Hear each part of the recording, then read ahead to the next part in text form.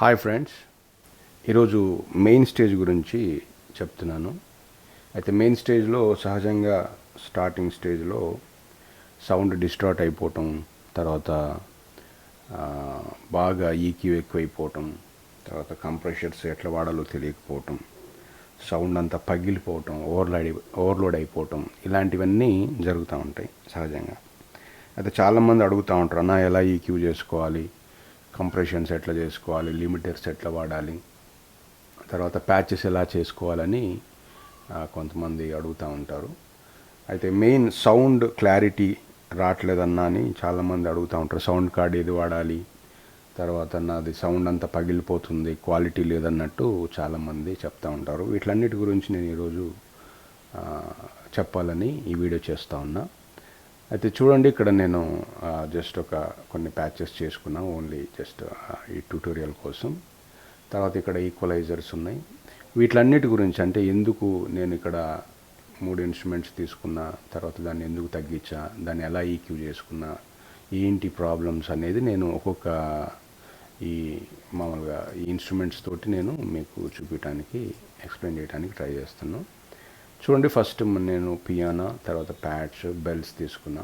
Piano sound ఏమో ఎక్కువ ఉంది, ప్యాడ్ సౌండ్ తక్కువ ఉంది, బెల్ సౌండ్ ఇంకా కొంచెం తక్కువ ఉంది. ఒకసారి నేను వాయిస్తా, చూడండి మీరు.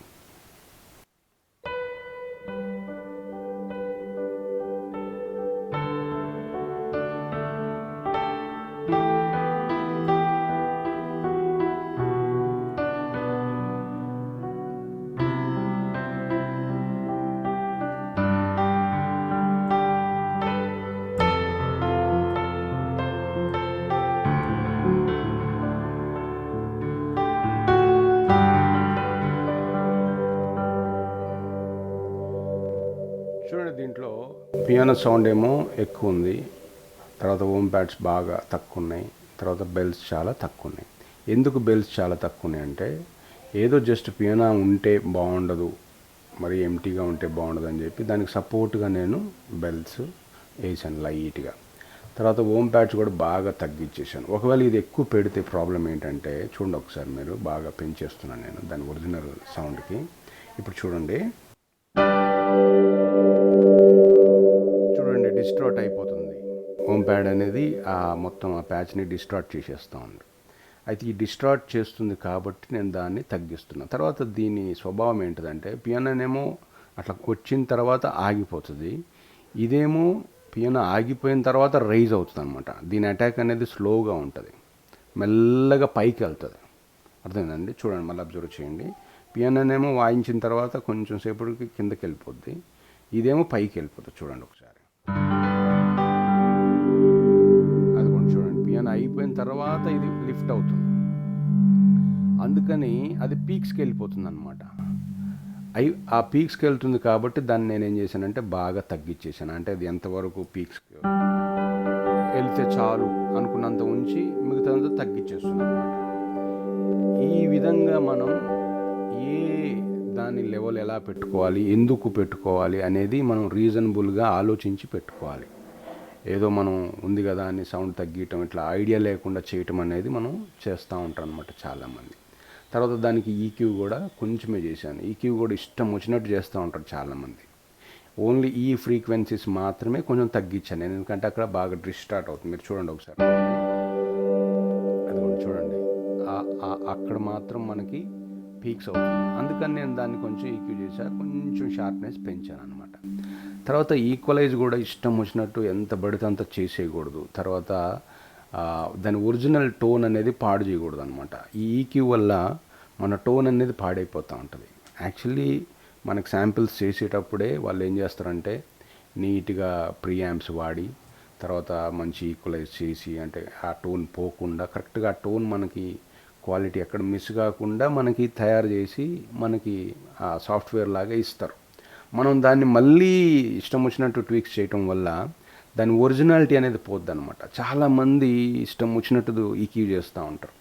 చెయ్యాలి, ఈక్యూ చేయాలి, ఎప్పుడు అవసరమో అప్పుడు చేయాలి, ప్రతిదీ చేయాలి. రివర్బ్ ఇవ్వాలి, డిలే ఇవ్వాలి, ప్రతిదానికి ఇవ్వాలి. చూడండి, ఇక్కడ నేను ఏమీ ఇవ్వలేదు, రివర్బ్ ఇవ్వలేదు, డిలే ఇవ్వలేదు, ఏమీ ఇవ్వలేదు. ఓన్లీ జస్ట్ పియానో టోన్ వాడుతున్నా.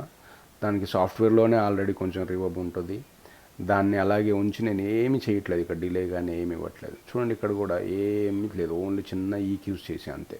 తర్వాత ఎప్పుడు ఈ మాస్టరింగ్ అవుట్పుట్ అనేది మనం పగిలిపోకుండా చూసుకోవాలన్నమాట. చాలా అలాగే చూడండి ఇంకొక ఇన్స్ట్రుమెంట్ చూపిస్తాను మీకు, స్ట్రింగ్స్ చూపిస్తున్నా. దీంట్లో మామూలుగా ప్యాచ్ ఓపెన్ చేసి చూపిస్తా మీకు, చాలా ఉన్నాయి దాని లోపల. చూడండి ఏది వాయించినా కానీ ఒకసారి నేను వాయిస్తా చూడండి.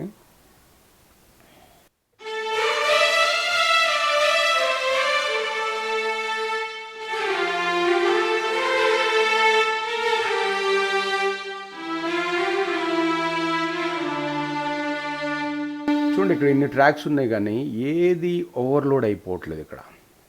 ఎప్పుడైతే ఇక్కడ ఓవర్లోడ్ అవుతుందో ఆటోమేటిక్గా మనకి సాఫ్ట్వేర్లో ఓవర్లోడ్ అయిపోద్ది.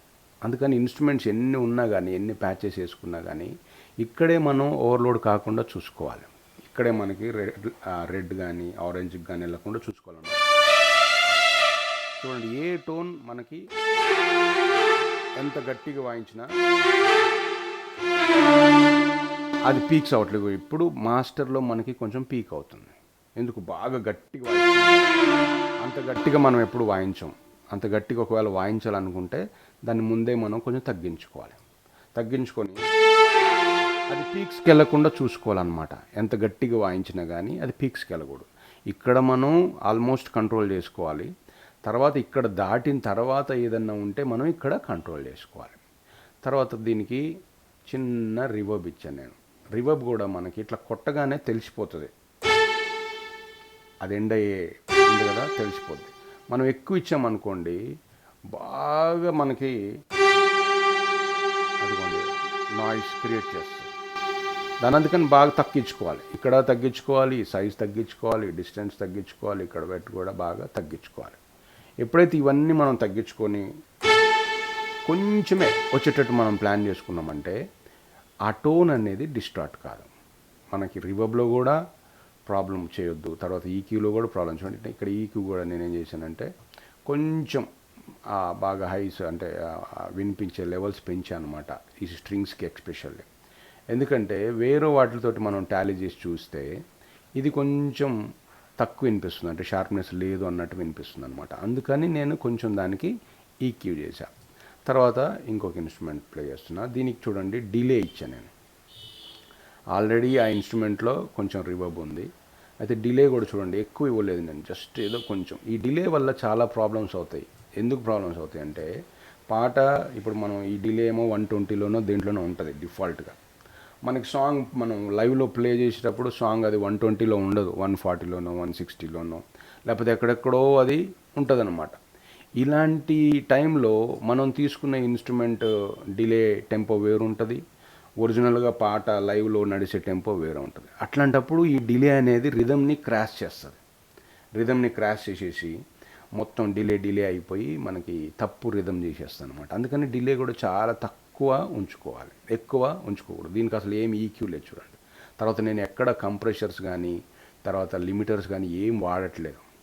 ఎప్పుడు వాడాలో అప్పుడే వాడాలి, దానికి కంపల్సరీ అన్నప్పుడే మనం వాడాలన్నమాట, లేకపోతే మనం వాడకూడదు. చూడండి ఇక్కడ ఇన్స్ట్రుమెంట్ వాయిస్ నేను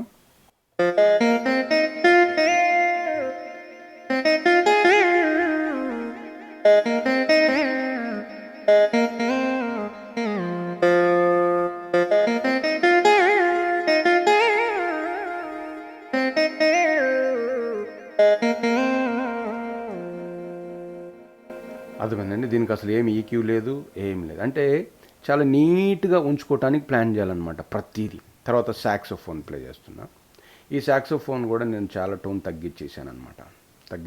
దానికి కొంచెం రివర్బ్ ఇచ్చాయి. చూడండి అన్నిటితో మీరు స్ట్రింగ్స్ కానీ వీణ ఇట్లతో పోల్చుకుంటే సాక్సోఫోన్ టోన్ అనేది కొంచెం తక్కువ ఉంటుంది. మీరు గమనించండి, ఇదిగోండి ఇక్కడ చాలా తక్కువ ఉంది. అదే మీరు ఇందాక నేను వీణ తీసుకున్నా, దాని టోన్ కొంచెం పైకి ఉంది. అలాగే స్ట్రింగ్స్ తీసుకోండి, ఇదిగోండి స్ట్రింగ్స్ కూడా కొంచెం పైకి ఉంది.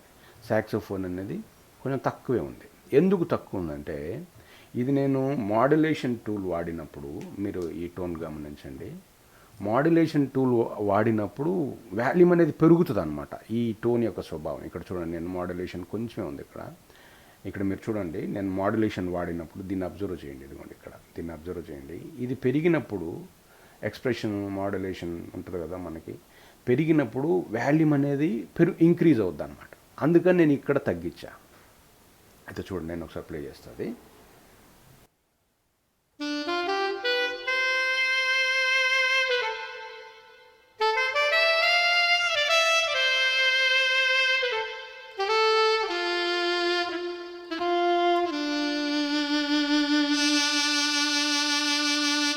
చూడండి, నేను ఎక్స్ప్రెషన్ ఇచ్చినప్పుడు వాల్యూమ్ పెరుగుతుంది.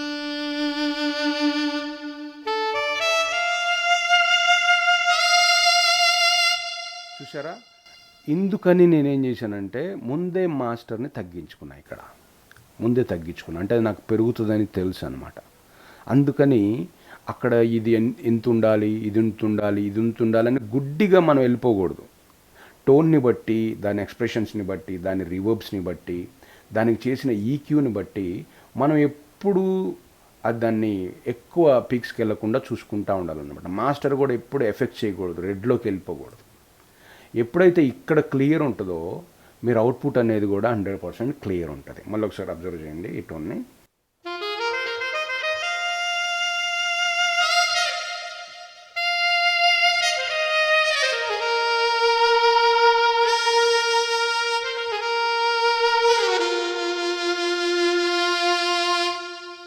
అర్థమైందా? మనకు అది లెవెల్ కూడా చూసుకుంటూ ఉండాలి. అంటే దీనివల్ల ప్రాబ్లం అవుతుంది, దాన్ని తగ్గించుకోవాలి. మనకి రకరకాల ఆప్షన్స్ ఉంటాయి.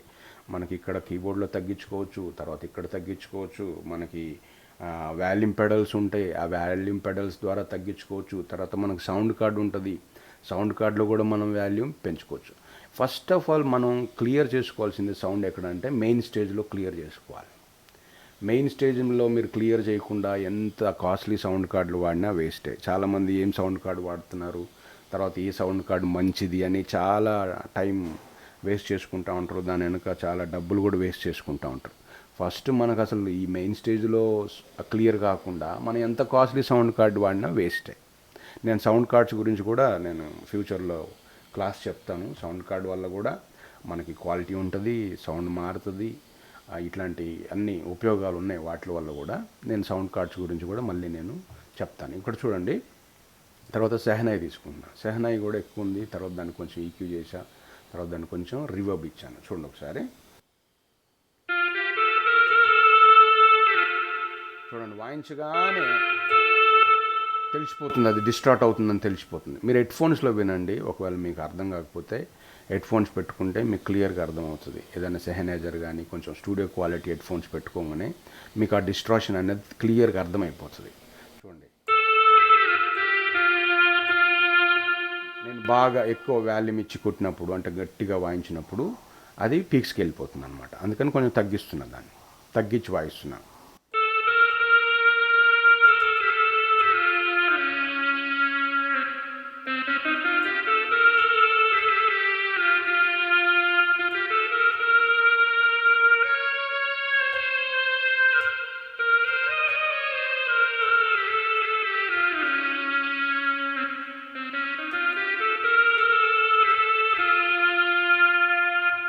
చూడండి, ఎండ్ టైంలో అది కొంచెం వాల్యూమ్ పెంచుతుంది. అందుకని సాక్సోఫోన్ లాగా దీన్ని కూడా కొంచెం తగ్గిస్తున్నా. అర్థమైందా?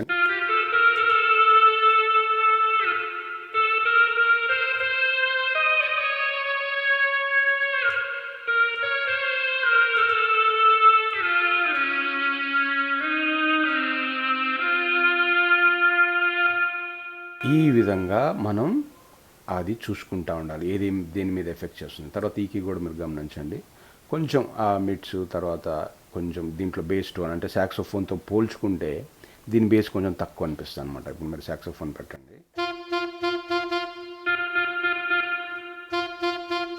చూడండి, దాంట్లో బేస్ ఎక్కువ ఉంది, సబ్ ఎక్కువ ఉంది, కొంచెం మిడ్స్ తక్కువ ఉన్నాయి, హైస్ తక్కువ ఉంది.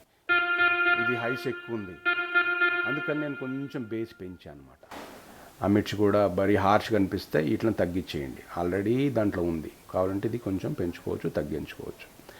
తర్వాత మీకు బ్యాంజో అని ఇంకొక ఇన్స్ట్రుమెంట్ ఉంది. దీంట్లో మామూలుగా 2 లేయర్స్ ఉంటాయి అన్నమాట. 2 లేయర్స్ అంటే ఒకటేమో బ్యాంజో ఉంటుంది, ఇంకోటేమో వేరే ఇన్స్ట్రుమెంట్ అంటే మ్యాండలిన్ లాంటిది ఏదో వేసాను, నాకు గుర్తులేదు, చూపిస్తాను. ఎందుకంటే బజూకా వేసాను, బజూకి. అయితే ఇక్కడ బ్యాంజో ఉంది, ఇక్కడ బజూకి ఉంది. బజూకి చూడండి చాలా తక్కువ ఉంది సౌండ్, దాంతో పోల్చుకుంటే చాలా తక్కువ, ఎందుకంటే మెయిన్ ఇన్స్ట్రుమెంట్ బ్యాంజో కాబట్టి. అయితే బ్యాంజో మెయిన్గా మనం పెంచాలి, తర్వాత ఇది కొంచెం సపోర్ట్ చేయాలి. ఎట్లాగైతే పియానోకి నేను బెల్ సపోర్ట్ చేశానో ఆ విధంగా అనమాట. దీన్ని కూడా చాలా తక్కువ పెట్టుకున్నాం అవసరం వాయిస్న.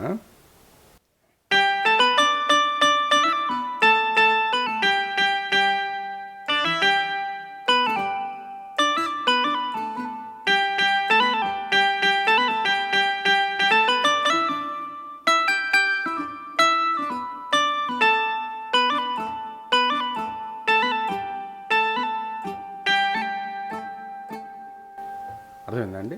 అంటే ఆ సబ్ కోసం ఇది యాడ్ చేశాను అనమాట.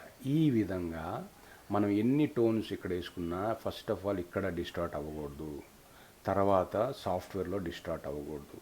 అప్పుడు మనం సౌండ్ కార్డ్లో పెంచుకోవటం తగ్గించుకోవటం, లేకపోతే వాల్యూమ్ పెడల్లో తగ్గించుకోవటం పెంచుకోవటం చేయాలి.